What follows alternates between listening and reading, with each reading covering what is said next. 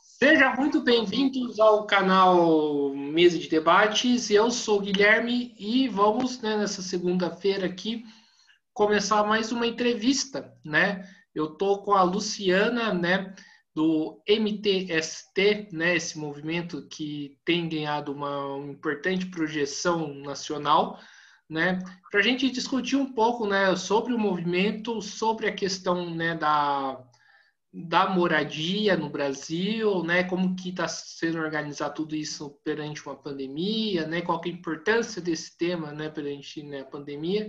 Então eu trouxe aqui a Luciana, né? Para dar voz, né? A esse importante movimento e que as posições desse movimento se expressem no canal. Luciana, tudo bem com você? Primeiramente, por favor, se apresente. Oi, Guilherme, eu sou a Luciana Silva, eu sou coordenadora do MTST, atuo aqui na Zona Leste, quero dizer que é um prazer estar aqui com você, fazendo essa atividade, podendo dar voz ao movimento que eu participo, que é um dos movimentos que está aí na ponta de lança, aí, enfrentando o governo por moradia digna para as famílias, né? Beleza, maravilha, certo. Ô, Luciano, vamos fazer já a primeira pergunta, né? Relacionado, né, ao dia 20, né, que foi, não, desculpa, ao dia 19, que foi antes de ontem, 19. que teve, né, as mobilizações contra o Bolsonaro, né? A primeira pergunta que eu faço, né, como que o MTST vem se organizando para essas manifestações?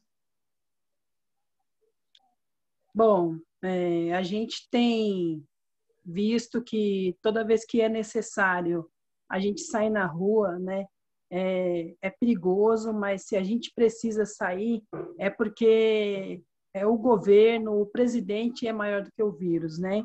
A gente está nessa situação que o presidente, nós já ultrapassamos a marca de 500 mil mortos, né, pelo novo coronavírus. O presidente, em entrevista, imitou uma pessoa com falta de ar, falou se é negacionista o tempo inteiro, né? Se negou mais de 53 vezes a responder os e-mails da Pfizer. Então, a gente entende que não tem como mais a gente aguentar essa situação e a gente precisa retirar esse meliante, esse presidente genocida do poder, porque ele não está nem aí, não está lidando com responsabilidade em relação à vida das pessoas. Sim, e o movimento vem, né, participando dos atos, né, vem construindo blocos, né, nos atos, como que está sendo a aceitação da base em Sim. relação às manifestações? Assim, a gente se organiza na nossa base com os nossos militantes e com os nossos acampados. Desde o início, quando a gente inicia uma ocupação por moradia, a gente entende que a gente tem que lutar por moradia e por direitos. E isso implica em ter um governo responsável e preocupado com as questões não só de moradia. Então, o presidente é responsável também, a gente tem programas de habitação que foram extintos por ele, como Minha Casa Minha Vida, e tudo isso é discutido no cotidiano com a nossa base. Então, se a gente precisa ir para a rua, a gente conversa previamente com os acampados, explica a situação, fala um pouco da conjuntura e o povo está ciente e vai para a rua. Sim, maravilha. Luciana, eu queria então que você explicasse um pouco, né, para o nosso ouvinte o que é o MTST e como que o MTST se organiza, como funciona. Então, o MTST é o Movimento dos Trabalhadores Sem Teto, que está na luta aí pela reforma urbana há mais de 22 anos. Inicialmente, a nossa bandeira é a moradia, mas a gente não luta só por moradia, porque a gente entende que a pessoa precisa ter moradia, mas também precisa ter dignidade, precisa ter acesso ao transporte, precisa ter acesso à creche, precisa ter acesso ao trabalho. Então, a gente, nas nossas ocupações, a gente tem essa questão de lutar pela moradia e pelos direitos, e de ir conscientizando os nossos acampados a irem atrás desse direito. Então, a gente vai promovendo formações de modo que a gente inspira as pessoas a se indignar e a lutar por esses problemas que afligem e que impedem a gente de ter uma moradia com dignidade. Sim, muitas das pessoas, né, eu vejo comentários de algumas pessoas de direita, ou a gente pode até chamar de senso comum, falando, né, que o MTST são invasores, inclusive colocando um terrorismo idiota, né, falando que o MTST vai invadir a sua casa. Eu queria que você rebatesse esse tipo de argumento. Qual é o terreno que o MTST ocupa? E eu queria que você explicasse a diferença entre invadir e ocupar. Bom, assim, a gente ocupa um terreno, geralmente que tem dívidas, um terreno que não cumpre uma função social. Invadir é quando você, por exemplo, você mora na sua casa, eu vou lá e vou invadir sua casa. Isso o MTST não faz. Então, um terreno que cumpre uma função social, o MTST não ocupa. Recentemente, a gente fez uma ocupação aqui na Zona Leste, a gente ocupou um terreno, que é a ocupação Carolina Maria de Jesus, hoje com 3.000 acampados, por conta do déficit habitacional, que é muito grande. E nessa pandemia, as pessoas foram despejadas, né, por não conseguir pagar o aluguel e acabando indo para a ocupação. E nessa ocupação, o terreno é uma área de ZEIS, que é uma zona especial de interesse social. Esse terreno não cumpre uma função social, está lá há mais de 40 anos, servindo para ser local de depósito de lixo, de animais mortos, né? E o dono já vem sendo notificado pela prefeitura através do IPTU progressivo, ele deve mais de 3 milhões de reais para a prefeitura e não cumpre uma função social. Hoje o movimento ocupa esse terreno e, de fato, fomos nós que demos uma função social para esse terreno, porque nós colocamos lá famílias que precisam de moradia, que não tem condição de pagar aluguel. Então, hoje esse terreno cumpre uma função social, porque tem 3.000 famílias que ocupam ele e que agora fazem dele cumprir essa função social, qual ele não fazia antes. Sim, e quanto que valia esse terreno? E quanto que vale esse terreno, né? Você tem alguma noção? Você falou da dívida, né, do dono do terreno com a prefeitura, né? Bom, Vale. eu não estou por dentro de qual o valor dele, não, porque ele não tinha placa de vendas, de nada, ele estava abandonado, né? Tinha muito lixo. A gente fez uma luta na prefeitura, a prefeitura ficou de vir, de fazer essa avaliação, né? O que a gente sabe é que ele deve 3 milhões de reais de impostos, né? Mas esse é um terreno aqui no Iguatemi, ele estava, com certeza, à mercê da especulação imobiliária, porque a gente está tendo as obras do monotrilho já em São Mateus, já vindo pela Ragueb, ele é uma travessa da Ragueb, na Bento Guelph. Então, vindo o monotrilho para cá, esse terreno ia valer muito mais. Eu não sei, eu acredito que ele deve estar em torno de uns 15, 17 milhões de reais, mas o dono, com essa obra do monotrilho, ia cobrar muito mais, uns 30 milhões de reais por aí. Sim. Tem muita... eu vejo, né, principalmente o Guilherme Boulos falar que tem mais casas sem gente do que gente precisando de moradia. Então, ou seja, daria para suprir, o Brasil daria para suprir essa demanda, né? É verdade isso? Tem muita casa sem gente Claro. Eu não sei te dizer em números, qual é o real déficit habitacional da cidade de São Paulo, mas existem muitos imóveis no centro vazio que poderiam readequar e fazer moradia para essas pessoas e, com isso, sanaria o déficit habitacional aqui da cidade de São Paulo. Tem muito imóvel vazio no centro e nas periferias também, que poderia muito bem ser readequado e ser feito moradia social para as pessoas que estão na rua, para as pessoas que não têm condição de pagar aluguel. Sim. E qual que é a relação que vocês têm com outros movimentos de trabalhadores, sindicatos, movimentos sociais, né? Qual que é a relação que o movimento tem, né, com esses setores? Bom, a relação, a gente entende que os sindicatos de luta são de luta, né, que lutam pela classe trabalhadora, que lutam pelos direitos, então a relação é amigável, é parceira, nós estamos juntos aí no fronte com os sindicatos fazendo a luta pelos direitos dos trabalhadores. Inclusive, no 19J, né, que foi sábado, não tinha só o MTST na rua, tinha diversos movimentos sociais, tinha sindicatos, tinha outras forças aí empenhadas em derrubar o presidente por conta desse mau governo, dessa má gestão que ele vem fazendo com o nosso país. Sim, o que é a Frente do Povo Sem Medo? A Frente Povo Sem Medo ela é uma frente ampla.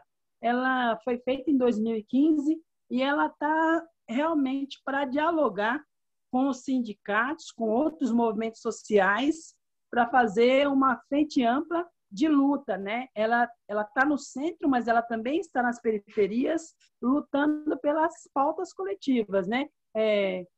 No sábado foi o 19J, fora Bolsonaro, mas também ela está nas periferias lutando pelas demandas da periferia, como ela teve protagonizando a luta pela reabertura do Hospital Sorocabano, a gente teve aqui na cidade de Tiradentes lutando contra o genocídio dos jovens pretos da periferia. Então, a Frente Povo Sem Medo compõe nesse sentido nas lutas coletivas, no diálogo com sindicatos e com outras forças que querem lutar pelos direitos dos trabalhadores.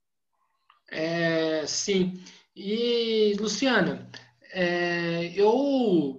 né, teve um episódio, acho que foi em 2017, perto, né, da Galeria do Rock, onde um prédio tragicamente desabou, né? Setores da direita, né, como o Augusto Nunes, já fez a questão de logo acusar o MTST e acusar o Guilherme Boulos. Eu queria que você falasse um pouco desse episódio, né? E de alguns movimentos, assim, que ao meu ver, eu já morei em São Paulo, já são bem espaços que estão principalmente no centro da cidade, né? Qual é a relação que o MTST tem com esses movimentos, né? Quem são eles, né? E eu queria que você explicasse um pouco dessa questão para poder esclarecer, porque tem muita gente que acha que a culpa daquela tragédia foi do MTST.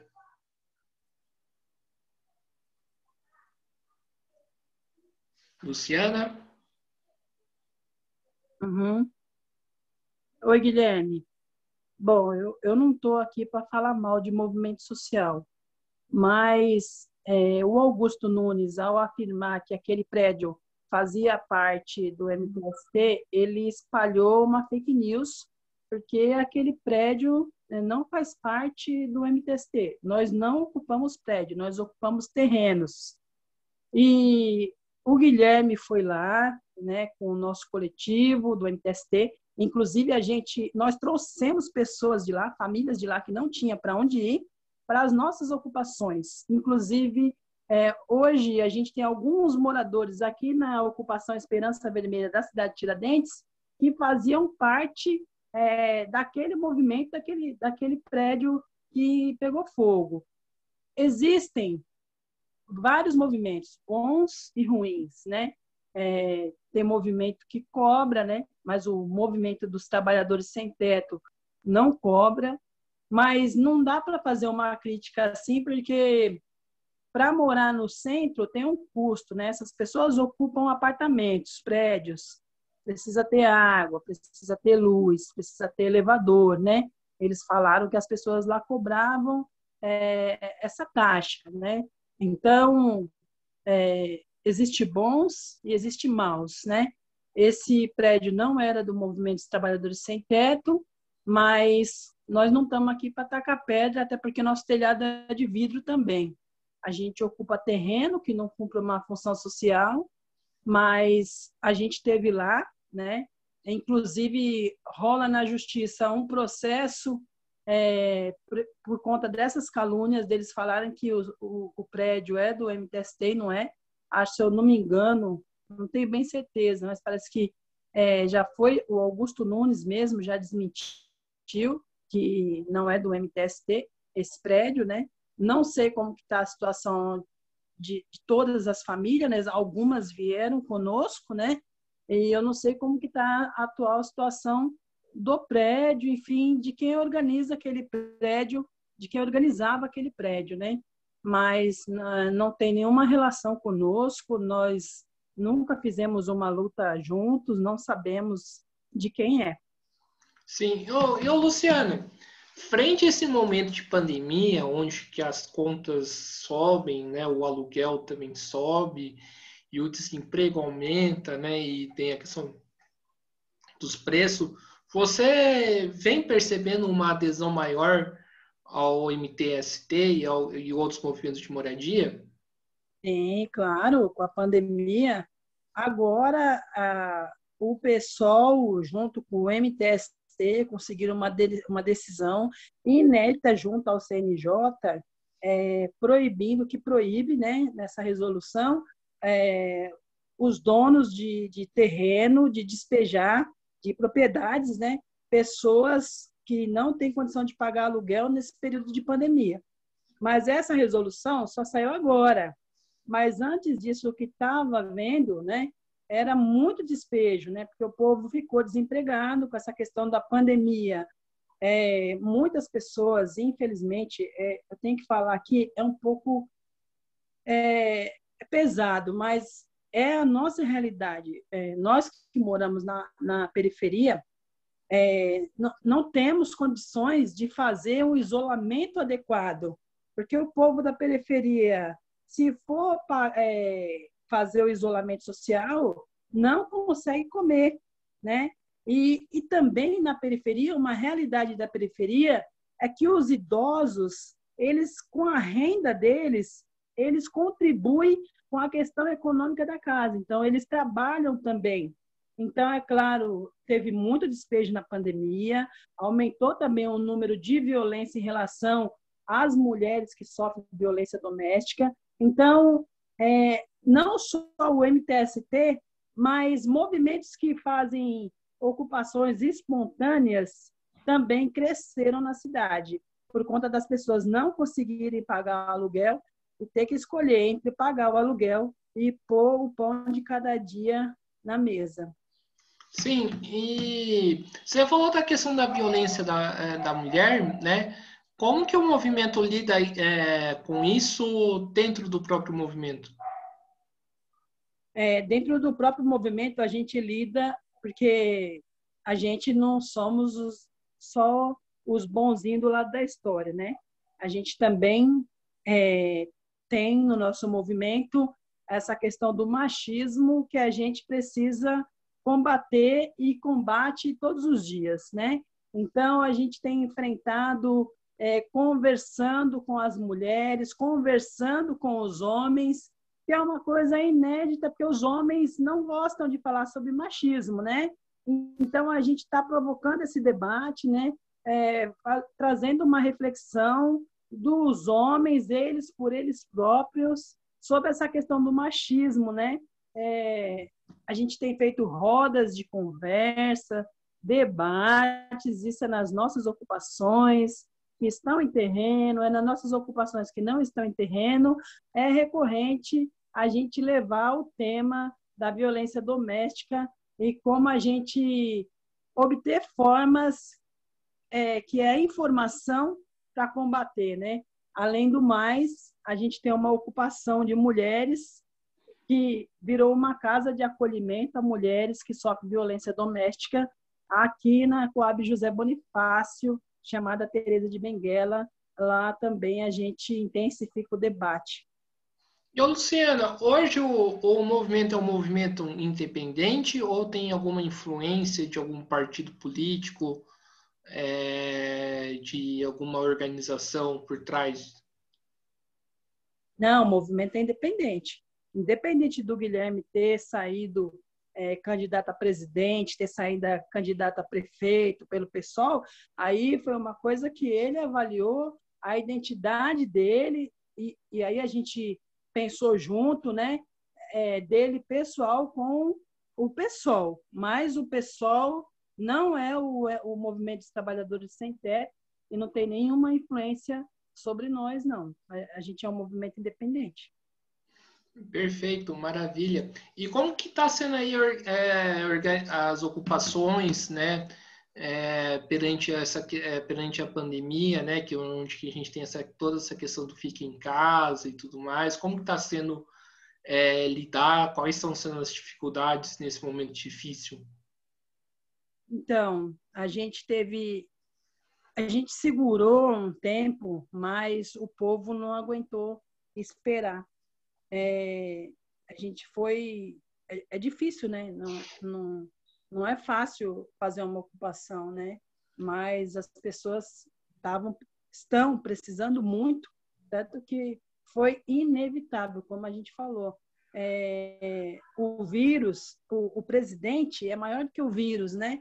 Então, a questão da falta da moradia, do povo na rua, né? Aumentou a questão das pessoas em alta vulnerabilidade, em situação de rua, por conta da pandemia. Se você olhar o mapa da violência, aumentou mulheres que sofrem violência doméstica, aumentou a questão das pessoas em situação de rua, aumentou muito, né? Então, a gente se vê obrigado a fazer essas ocupações, tomando, é claro, todas as precauções sanitárias, né? Então, nessa ocupação que a gente fez, o pessoal usa máscara, usado o tempo todo álcool em gel, foi instaladas pias com água para as pessoas lavarem as mãos, né? Com o mínimo de higiene sanitária possível para que a gente tenha sucesso. Sim, e como que está sendo organizar essas questões? É o próprio movimento que oferece, recebe doação, se tem alguma coisa do Estado, né? Como que está sendo organizado? Não, tudo é autogestão, somos nós mesmos. Nós que fazemos e somos nós que nos organizamos. A gente consegue doação entre nós mesmos, entre nós e os acampados, que trazem, por exemplo, se a gente decide que amanhã o cardápio do almoço vai ser arroz, feijão e salsicha, então a gente pede para que cada acampado traga lá 300 gramas, meio quilo de salsicha, aí é feito o almoço coletivo com a mistura que todos trazem. Entendi, mas assim, essa questão mais envolvendo a pandemia, de oferecer máscara, álcool gel, então vai na mesma lógica, é uma autogestão, né? Então, nessa questão da máscara e do álcool em gel, a gente fez uma vaquinha de arrecadação e de comida e fizemos máscara, né? Teve uma parceria com costureiras que fizeram máscaras, compramos álcool em gel e essa questão da máscara e do álcool em gel e da água, nós, MTST, que estamos oferecendo. Essa questão não tem como... tem a pessoa, a gente orienta, usa máscara, geralmente tem pessoa que vem com a máscara à prova, mas tem pessoa que também não tem, e aí a gente oferece. Entendi. Eu queria que você falasse um pouco da organização financeira do movimento, né? Você falou que o movimento, né, não cobra aluguel, né, das pessoas, né? Ao contrário do que afirmou o Augusto Nunes. Eu queria te perguntar o seguinte, né? Como que o movimento se organiza na questão financeira? Porque para bancar um acampamento precisa ter... Imagino eu que tenha um custo, né? Como que faz nessa questão? Eu não vou entrar a fundo na questão financeira, até porque eu não sou do setor de finanças. Eu vou falar por cima o que eu sei.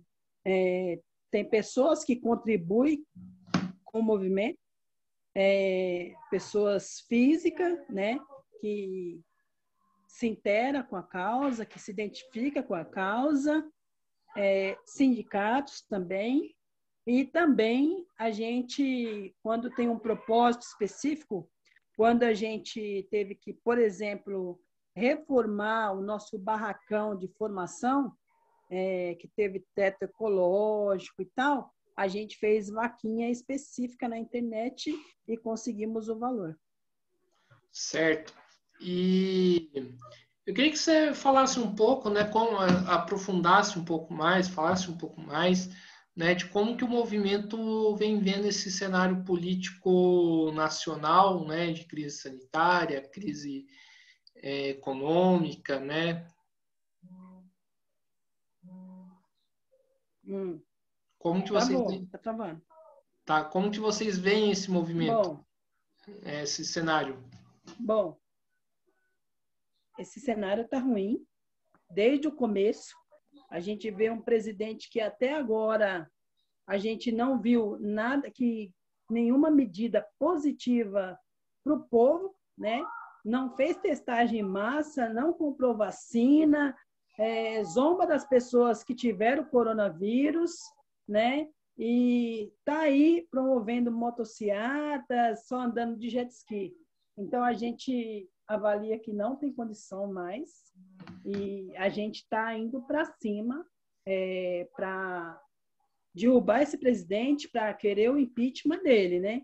Aliás, tem centenas de pedidos de impeachment na Câmara, né? E a gente não entende porque não é avaliado, porque não é colocado para votação. Não tem condição mais desse presidente representar o nosso país, porque ele não representa, porque ele vai na contramão do direito, né? Ele, infelizmente, só governa para poucos, né? Para uma meia dúzia aí para a elite, no caso, né? Que é para menos, eu quero dizer, e para a massa mesmo, para a população mais pobre, ele não está nem aí. É um absurdo um auxílio emergencial de R$ 150 e um botijão de gás custar R$ 100, né? Então, sem contar o aluguel, né? R$ 700 mil, com R$ 150 não dá para pagar. E, Luciana, existe todo um debate da esquerda, né, que é entre esperar para 2022 para tirar o Bolsonaro ou derrubar o Bolsonaro agora. Qual que é a posição do movimento em relação a esse debate? Olha, nesse momento eu posso te dizer que nós estamos nas vias de derrubar o presidente, de não esperar para 2022, né? Mas também está posta essa questão de 2022, a gente não conversou sobre isso ainda, né? Mas a gente está nas vias de ir para cima e de derrubar o presidente mesmo, de ir atrás do impeachment. Sim. E qual que é a relação do movimento com os governadores? Você está na cidade de São Paulo, eu em São José e você na capital, né? Qual que é a relação que vocês têm com o Dória, né? Com o atual prefeito de São Paulo? Qual que é a relação que vocês tinham com o Bruno Covas? Como que funciona essa questão, esse ponto? Olha, eles adotaram a linha do Bolsonaro de não fazer nada para os movimentos sociais. O Dória se juntou com o Bruno Covas aqui em São Paulo, tirou o direito da gratuidade dos idosos, né? Não fez moradia. O que o movimento tem conquistado nessa questão da moradia, que foi o programa Pode Entrar, foi com luta. Foi com luta, exigindo que o governo municipal cumprisse o Estatuto das Cidades, né, o plano diretor e criasse um programa municipal de habitação para São Paulo, que é uma coisa que passou pela Prefeitura de São Paulo e agora está para ser aprovado na Câmara dos Vereadores, né? Mas o que conquistou foi com muita luta, né? O Dória, inclusive, às vezes que a gente teve que ser recebido no Palácio, ele recebeu com muita violência, né? Com bomba, com polícia sendo austera, não querendo dialogar com o povo. Sim, então, né, então, na sua opinião, todo esse debate, né, que existe no cenário político atual do Dória contra o Bolsonaro é uma tremenda bobagem. Ambos estão junto contra os trabalhadores? Eu tenho certeza disso. Eu tenho certeza disso. Sim, perfeito. Acho que é inegável, né, Luciana, que a gente vive num momento de bastante retrocesso, né? Como que Uhum. o MTST vem lutando contra isso, né? É o que, como você falou, com muita luta, né? É indo buscar é, com muita raça, com muita determinação, os nossos direitos. Não está sendo fácil, mas nunca foi fácil para a gente. Nós nunca conseguimos nada fácil de ninguém. É a gente pôr o povo na rua, o povo indignado, para poder lutar contra o retrocesso e pelos direitos. Sim. E outra pergunta que eu te faço, Luciana, é em relação à questão, né, do próprio Guilherme Boulos. Assim, além dele, existe outra liderança assim que seja conhecida do MTST? Liderança, eu acho que somos todos nós. Ele é claro que tem maior visibilidade, é claro que é ele que roda os estados, né? É a figura que mais aparece, mas eu acredito, eu não sei se é porque eu estou dentro, eu acredito que tem outras lideranças. Por exemplo, que nem você veio conversar comigo aqui na Zona Leste. A gente não fala essa palavra liderança, né? A gente se entende como referência. Então, aqui na Zona Leste você vai ter eu, você vai ter a Beth, você vai ter a Cláudia, você vai ter o Josué. Depende da onde você, com quem você conversa, né? Mas nacionalmente é claro que é ele, mas está se formando novas lideranças aí, até em outros coletivos também, né? Sim, maravilha. Muito legal escutar isso. Luciana, qual que é a relação que o movimento tem? Eu queria que você falasse da experiência que você tem na Zona Leste com a população de modo geral. A população aceita o movimento ou tem aquele receio, né, dos caras terem um medo, né, com os movimentos sociais? Existe algum tipo de preconceito, né? Que eu pergunto na Zona Leste porque é, né, uma zona que é um lugar onde tem bastante trabalhadores também, né? Uhum. Então, tem essa questão da necessidade, né, do povo estar precisando de moradia.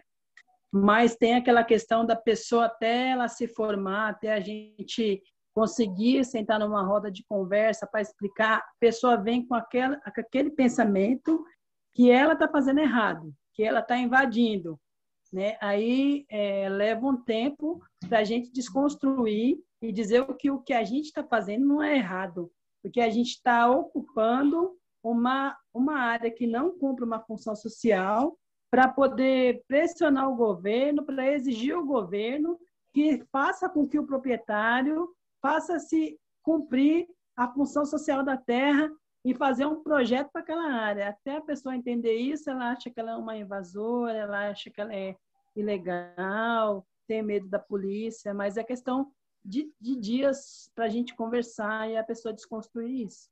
Sim.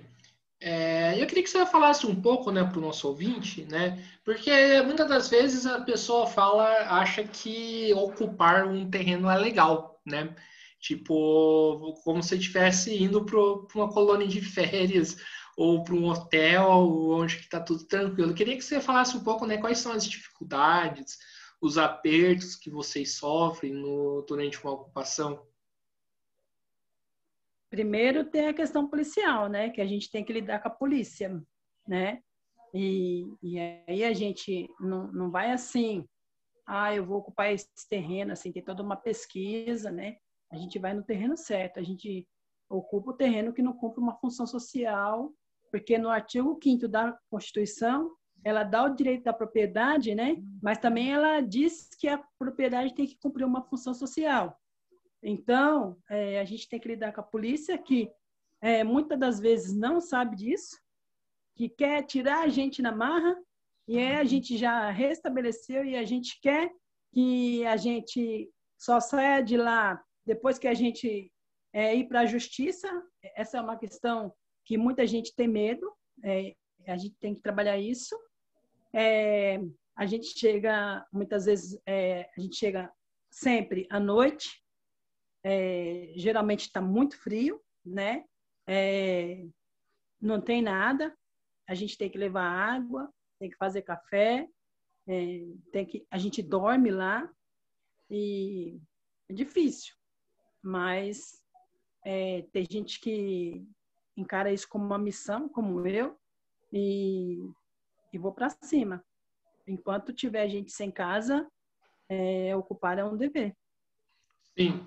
E você lembra de alguma história, né, de onde que você passou, onde que o movimento passou mais aperto em ocupação, seja através da polícia, seja através, tipo, porque a situação estava mesmo complicada, né? Você lembra de alguma história que você possa contar? Sim, lembro. Na Vila Brasilândia, a gente ocupou um terreno e a polícia veio e teve muita repressão policial e a polícia queria prender as pessoas que encabeçavam essa ocupação, mas aí o nosso setor jurídico foi lá. Uma das coisas que a gente encontrou no terreno foi mais de dúzia de quadro de motocicleta, possivelmente desovado lá, e aí a gente conseguiu reverter a situação. A gente não ficou no terreno, mas como aquele delegado ele optou por garantir o direito da propriedade para o dono, a lei diz, ele diz que ele é responsável por tudo que está tendo lá. E aí a gente apresentou, então ele seria culpado também pelas motos que foram desovadas lá, e que ele tinha que responder por elas também. E aí o processo virou contra ele. Hoje eu não sei como está juridicamente esse processo, mas a gente conseguiu provar, já que ele é dono do terreno, que ele detém tudo que tem lá, que ele tinha que dar conta daquelas motos, da origem daquelas motos que estavam naquele terreno. Outro lugar que teve bastante repressão foi em Guarulhos. A polícia veio atirando, inclusive atirou um tiro de borracha na bochecha de uma criança. E depois a gente foi lá na prefeitura de Guarulhos, fez um ato bem grande, e na semana seguinte a gente ocupou um terreno lá, Ocupação Povo Sem Medo de Guarulhos. Essa ocupação teve bastante sucesso, mais de 7.000 acampados. Entendi. Então, tive uma curiosidade, tinha moto desovada no terreno onde Tinha. vocês ocuparam? Conta um pouco mais em relação a isso, porque é sério isso, né?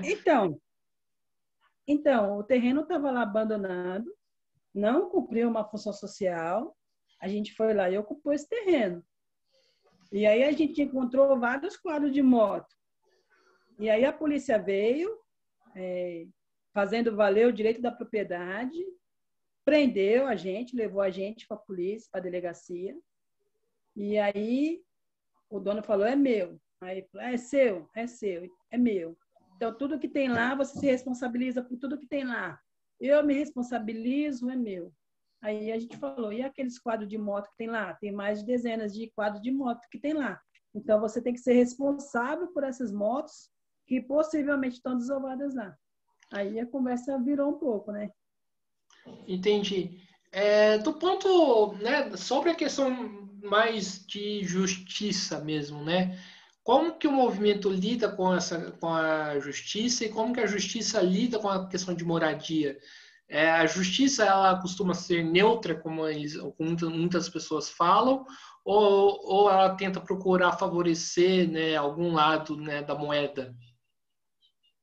Olha, a justiça ela não favorece o movimento social. É que, na verdade, nós estamos certos. Toda vez que a gente vai, a gente está certo. Porque se o dono não faz cumprir uma função social, aí ele tem que ser notificado pela prefeitura, aí ele tem que tomar a sanção do IPTU progressivo, porque ele tem 2 anos para poder fazer o projeto.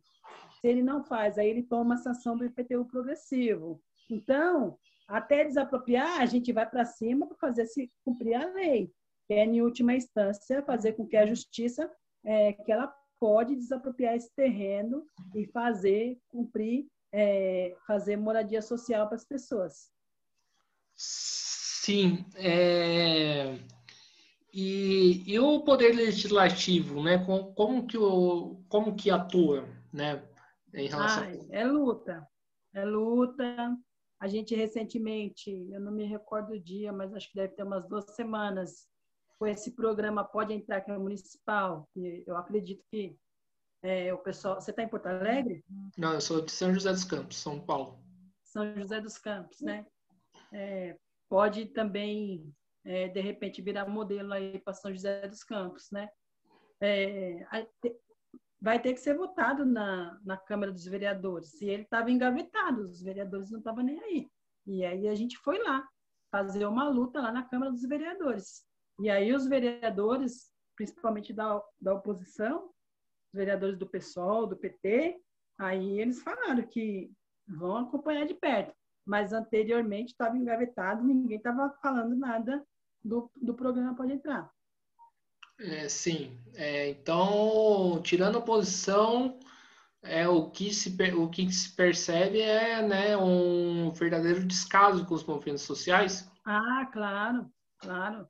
Eles só dão atenção quando o movimento vai bater na porta. Porque aí o movimento vai para cima e não vai com 1, 2, nem 10. Vai com mais de 1.000, né?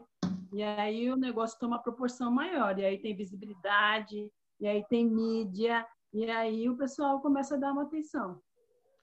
E a questão da mídia, né? Como que vocês enxergam isso? A mídia né, costuma contribuir com o movimento ou ainda permanece aquela visão de criminalizar os movimentos sociais? Então, a gente conta muito com a mídia alternativa, com a mídia de esquerda, né? Porque a mídia tradicional, ela criminaliza os movimentos sociais e geralmente não dá crédito. Por exemplo, nesse 19J, teve, que eu ouvi falando, as mídias que estavam lá, tinha em torno de 750 mil pessoas na Avenida Paulista. E você não vê a mídia notificar isso, não visibilizar isso, né? A mídia tradicional não mostra. Já em 2016, quando foi para dar o golpe na presidenta Dilma, até o metrô aqui em São Paulo foi liberado, catraca livre para o povo ir para Paulista. Você fala um negócio muito interessante, né? Porque, né, hoje o Dória se coloca como um opositor ao Bolsonaro, né? E nem liberar a catraca, né, do metrô libera, né? Diferentemente do que fez em 2016, porque tá certo que não era o Dória, né, ainda governador, mas mesmo assim, né? Uhum. Era do mesmo partido, né? Era o Alckmin. Era o Alckmin, certo? E, né, muitas das pessoas costumam associar a imagem do movimento à imagem do próprio Guilherme, né, em relação ao Partido dos Trabalhadores, né? E existe toda essa discussão do PT para cá, PT para lá, né? Eu sou particularmente um crítico à esquerda do PT, acho que o PT cometeu alguns erros, muitos erros, né? E que precisa ser criticado, mas tem muitas pessoas que associam a imagem do movimento, principalmente do Guilherme, com o próprio PT, com o próprio Lula. Eu queria que você comentasse em relação a esse ponto.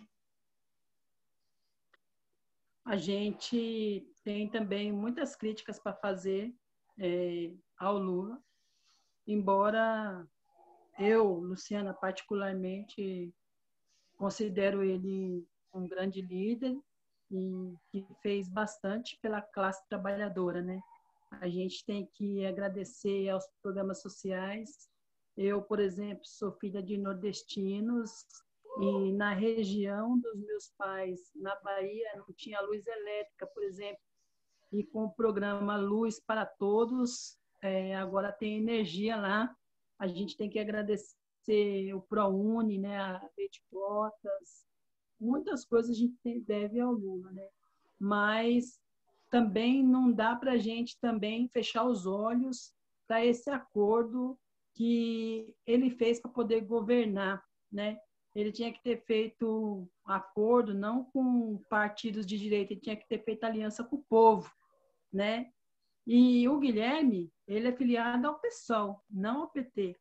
Esses dias saiu uma notícia na mídia e que eles falavam, se não me engano, foi a Mônica Bergamo, que colocou que para o Guilherme retirar a candidatura, para o Haddad disputar, para o Guilherme sair prefeito em 2024, ter o apoio do Lula.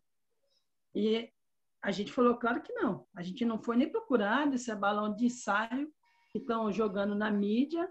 E se for então por que o Guilherme não sai e com apoio do PT, já que eles estão falando isso? E eles não teve nada disso, não teve nenhuma conversa, né? E eu retorno a falar, o Guilherme é do PSOL, ele não é do PT, né? E tem sérias críticas com relação ao PT que ele fez para o próprio ex-presidente Lula. Sim, e como que você vê essa disputa para 2022, né? Como que você vê o PT querendo, né, digamos assim, levar o Guilherme a reboque, né, nas eleições do ano que vem? Como que você enxerga esse movimento? Bom, as pesquisas estão aí, né? O Guilherme está na frente, disparado. O Guilherme está na frente e eu me comprometo como militante a elevar o Guilherme ao máximo e a gente disputar e levar o governo de São Paulo. Sim, então a avaliação do movimento é que o Guilherme ganharia as eleições para governador do estado de São Paulo? Não digo que ganharia, mas que a gente tem, as pesquisas mostram que a gente tem possibilidade de levar, isso aí está claro. E sim, e tem uma questão que eu acho que é importante a gente debater, já que a gente entrou nesse assunto, Luciana, que é a questão do interior, né? Eu sou do interior, acho que eu posso falar muito bem isso, que interior é a parte conservadora do estado de São Paulo, né? Por Verdade. exemplo, aqui em São José, o Bolsonaro teve, acho que, mais de 70% dos votos. Em Taubaté, onde eu estudava, o Bolsonaro teve 85% dos votos. Né? Como, né, lidar com essa questão, no seu ponto de vista? Acho que é a realidade, né, Guilherme? Acho que quem votou no Bolsonaro, né, na época justificou que estava votando no Bolsonaro como voto de protesto, né? E aí, com essa gestão do Bolsonaro, né, eu também tenho parentes no Nordeste que votou no Bolsonaro, né? E que a gente conversou recentemente e que disse, Deus me livre, tá louco, votei no cara aí pensando que o cara ia melhorar alguma coisa, no fim o cara só anda de jet ski e faz mal para o povo, eu não voto nesse cara mais não. Então as pessoas, eu acredito que as pessoas vão lidar com a realidade, né? São mais de 500 mil mortos, não é brincadeira, como o Bolsonaro lidou com essa questão da pandemia no Brasil, né? Então, Sim, acho que o povo vai levar em consideração isso. teve muita gente no movimento, né? Não as lideranças, né? Mas o pessoal da base, o pessoal que ocupa, que chegou, levantou a possibilidade ou votou no Bolsonaro em 2018? Teve gente que votou sim, porque a gente conscientiza, mas a gente não obrigou ninguém a votar no Guilherme. Tanto que o Guilherme não foi bem votado, apesar da gente ter capilaridade e está em alguns estados, né? O Guilherme não foi bem votado, né? Teve gente que votou e acho que por isso que eu conto a responsabilidade do povo de avaliar essa gestão Bolsonaro, né, para nas próximas eleições colocar isso em xeque, né, para votar direito, né. O povo estava revoltado, né, muita gente votou branco, votou nulo, né, não foi só votar em Bolsonaro, né, teve bastante adesão ao voto branco e nulo, né. E agora eu queria que você entrasse um pouco mais para a gente falar de crise de moradia no Brasil, né? Como que você vê essa questão? A gente chegou até a comentar, né, aqui, mas queria que você aprofundasse um pouco mais. Bom, eu não estou com o dado certo do déficit habitacional no Brasil, né? Então, posso te falar que aumentou muito na questão da pandemia, das pessoas não ter condição de pagar aluguel e ter que decidir entre comer ou pagar o aluguel. Além de pagar o aluguel, tem as pessoas que moram de favor na casa de parente, passando humilhação, né? Morando em submoradia, sublocações, né? Morando em cortiços, né? Morando de maneira inadequada. Então, isso contribui para o aumento do déficit habitacional. E aí há a necessidade de a gente fazer ocupação e lutar por moradia, né? Então, a gente precisa, não é uma coisa que a gente faz e tem condição de fazer, tem habilidade de fazer, mas não é uma coisa que a gente faz feliz. A gente faz porque precisa fazer, né? Porque se o governo, pelo menos, pensasse essa questão do déficit e fazesse aquilo que você falou, como no país tem mais casa sem gente do que gente sem casa, se ele readequasse esses espaços e colocasse as pessoas para morar, não seria necessário, acabaria as ocupações. Sim. E como que você vê a questão do emprego nesse meio todo, né? Porque a gente vive num país onde que o salário mínimo é muito aquém, né, do que deveria ser, né? E aí com a questão, né, do aluguel, com as contas, né, a questão do transporte também conta nisso tudo, acaba não dando para pessoas mantendo uma casa, né, mesmo que alugado. Como que você vê essa discussão toda? O Brasil, sinceramente, nós somos o país dos trabalhadores, mas também a gente tem que falar que a gente é o país do subemprego, né? É difícil você ver pessoas nas periferias formado em nível superior, tem mais técnico e auxiliar e pessoas que vivem na informalidade do que as pessoas que têm realmente formação de alguma profissão, né? E nessa questão da pandemia, o que a gente viu mais foram as empresas demitindo, né? As pessoas trabalham em restaurantes sendo demitida, restaurante fechando, loja fechando, né? Então, a gente pode dizer que a gente é o país do subemprego, mas não das profissões, não dos empregados, né? Das pessoas que têm uma profissão. Né? É difícil, não vou falar que é difícil. Eu nunca vi um médico formado da periferia, daqui da onde eu venho. Nunca formou um médico onde eu moro. Eu moro há 44 anos aqui na cidade de Tiradentes. Eu não conheço um médico que foi formado daqui. Entendi. E o movimento tem algum norte, digamos assim? Tem alguns partidos que acreditam numa sociedade socialista, tem alguns partidos que acreditam, né, na superação desse sistema. O movimento, qual que é o norte do MTST? Socialista. Socialista? Sim. Certo. E 2022, né? A gente tem essa discussão, então não tem nada planejado ainda em quem votar, mas assim, é, ou está levantando alguma discussão já em relação a isso.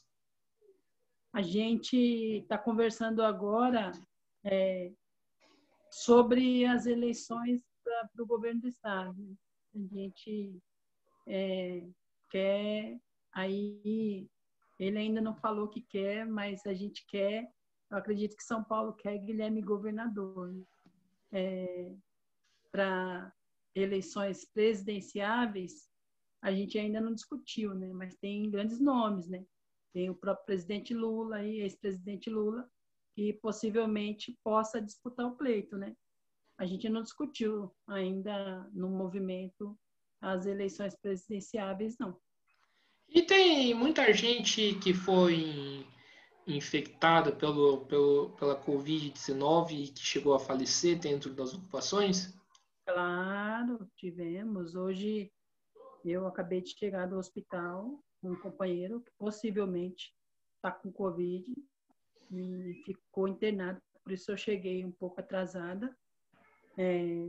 Fez o exame de Covid, né? Eu mesma peguei Covid. A gente perdeu companheiros, inclusive a gente recentemente, em fevereiro, nós entregamos um empreendimento aqui na Zona Leste também, chamado Dandara, e um companheiro pegou as chaves, mas não vai morar, morreu. Perdeu a vida por Covid. Sim. E como que vocês fazem para poder dar o suporte para as pessoas que foram contaminadas, né? Que o movimento faz? Formação, Guilherme, é formação. A gente tem que, a gente começa a falar pelo básico, higiene acima de tudo, lavar as mãos, evitar pôr a mão no nariz, na boca, nos olhos, álcool em gel, o movimento faz essa distribuição de álcool em gel. A gente tem essa parceria com as costureiras que fazem máscara, a gente disponibiliza máscara, acima de tudo, né? A gente não quer perder, a gente não aguenta mais perder mais ninguém. Mas não tem como a gente, porque a gente é de um movimento social, porque nós somos do MTST evitar Covid, né? Quem poderia minimizar a crise do Covid era o presidente, ele não fez nada, né? Ele podia ter testado o povo em massa, podia ter respondido os e-mails da Pfizer, ter comprado vacina, né? Podia ter feito um monte de coisa. Agora, por exemplo, uma coisa que o movimento propôs, nas periferias, como os idosos, eles não têm condição de fazer a quarentena, porque geralmente eles moram na periferia e são em casas de um cômodo 2, e geralmente moram de 5 a 7 pessoas, nós propomos que as pessoas que dessem positivo e não está tendo aula aqui em São Paulo, as pessoas que testassem positivo e que precisassem fazer a quarentena, ficar de observação nesses 10 dias, né, de Covid, que as escolas se adaptassem para poder receber essas pessoas, para que elas pudessem fazer a quarentena. Nisso, nenhuma escola fez. Nem o prefeito, nem o governador não liberou que isso fosse feito aqui em São Paulo. Entendeu? É bastante curioso isso, né? Porque, Luciano, não sei se você acompanha, né? O canal vem fazendo vários debates em relação à questão da reabertura das escolas, né? E em plena pandemia. E isso o governo do estado de São Paulo faz muito bem, né? Querer reabrir as escolas, mas agora para dar um suporte, né? Para essas escolas, absolutamente nada. Realmente é uma questão muito revoltante. E, ô, Luciana, aqui em São José, eu queria te perguntar isso, né? Tem uma questão muito gritante que é os bairros irregulares, né? Aqui em São José tem várias situações assim bastante complicadas de bairros irregulares que vive tendo problema e não tem a devida assistência da prefeitura, né? O que o MTST tem acumulado de discussão nesse ponto? O que está irregular, a gente luta para legalizar, né? A gente luta por regularização fundiária. Recentemente, a gente teve uma ocupação, que acho que é o que você chama de bairro irregular, espontânea, não era nossa. Ia tomar um despejo, a gente fez a luta, essa ocupação foi fazer a discussão no GAOR, que é um órgão da Presidência da República que media conflito, porque o povo estava disposto a atacar fogo nessa ocupação, que é invasão, né? Que é uma ocupação espontânea, a explodir botijão de gás. Então, o GAOP foi lá, interveio com o proprietário, e o proprietário resolveu regularizar. Então, hoje, o proprietário, mais as famílias, criaram uma associação e ele está vendendo os títulos de propriedade para essas famílias pagarem até 12 anos. Então, o que está ilegal tem que legalizar, porque ou dá outra opção, né? Porque atrás de uma família que mora num bairro ilegal tem uma história, né? Às vezes de anos, né? Então, não dá simplesmente para você colocar despejo naquela área toda, que é o que tem acontecido aqui, dar despejo, pôr o povo na rua sem fazer a discussão, né? Sem garantir pelo menos um CAD único, um cadastro único, né? Sem ao menos oferecer opção para essa família, um auxílio aluguel, uma política de habitação, entendeu? Então, a gente luta por regularizar. E, Luciana, tem uma questão que acho que seria importante a gente conversar aqui, que é a questão da parte da educação, né? Hoje a gente sabe, hoje, né, o mundo inteiro, principalmente o Brasil, está vivendo com a realidade do ensino remoto, né? A gente sabe que isso descancara uma desigualdade muito grande, né? Porque uns têm condição de fazer o ensino remoto e outros não têm essa condição de fazer o ensino remoto, né? Assim, para a criançada que vive no movimento, para os jovens, né? Como que está sendo lidar com essa situação e o que o movimento vem ajudando nesse sentido? É como você mesmo deu a resposta, né? Quem tem o celular e tem acesso à internet e tem quem não tem. Eu não sei ao certo, mas parece que menos de 30% dos alunos da rede básica de educação tem acesso à internet, né?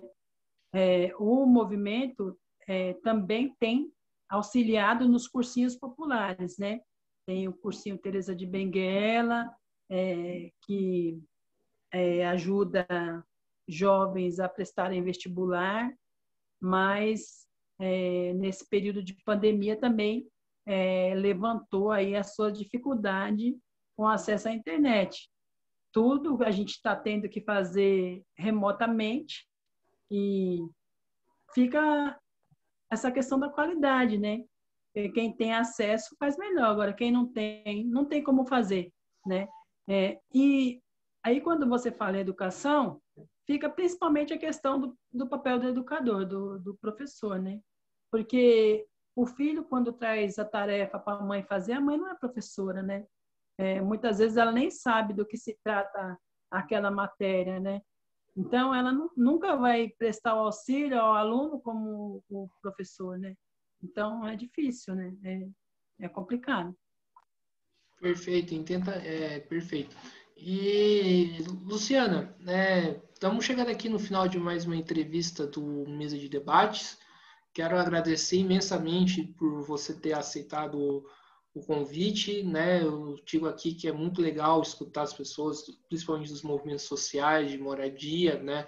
Dar voz a esses movimentos que normalmente a mídia, a grande imprensa não dá a devida voz, né? Então, gostei bastante do nosso papo, né? Fico feliz por isso e peço para você fazer as considerações finais. Guilherme, eu quero agradecer, quero te parabenizar, que hoje em dia é raro a gente ver jovens comprometidos, preocupados com a situação do país, e você, com essa atividade que você está fazendo, você está mostrando a sua indignação e o seu desejo por um país melhor. Então, que a gente deseja que mais jovens como você sejam engajados aí na luta por direitos e por uma sociedade mais justa e mais igualitária. E nós, do movimento sociais, é o que nós queremos, é uma vida mais justa e mais igualitária para todos, né? Então, enquanto tiver uma pessoa sem casa, a gente vai estar aqui ocupando, lutando por moradia e por um país mais justo, né? Então, eu quero te agradecer, por dar voz ao MTST, por dar essa atenção e te dizer que estamos aí à disposição. E você está em São José, mas quando você tiver vontade de vir conhecer uma das nossas ocupações, não se acanhe, seja bem-vindo e venha aqui conhecer uma ocupação do MTST, para você entender um pouco melhor da nossa realidade. Beleza, maravilha. Quando a pandemia acabar, pode ter certeza que eu vou querer conhecer sim. Inclusive, já estou até com o Legal. contato aí da Luciana. Tá bom. Então, perfeito, né? Então, Luciana, mais uma vez aqui agradecendo você, né? Agradecendo a você que estiver assistindo esse vídeo também, né? Peço para que se inscreva no canal Mesa de Debates Instituto Um Pouco, curta esse vídeo, curta outros vídeos que o canal produziu, né? Compartilhe nas redes sociais, siga a gente no Instagram e curta a nossa página no Facebook Mesa de Debates. Então é isso, pessoal. Muito obrigado pela atenção, né? Obrigada. Até a próxima e fique atento à nossa programação que amanhã tem mais outras discussões no canal. Então até a próxima. Fui.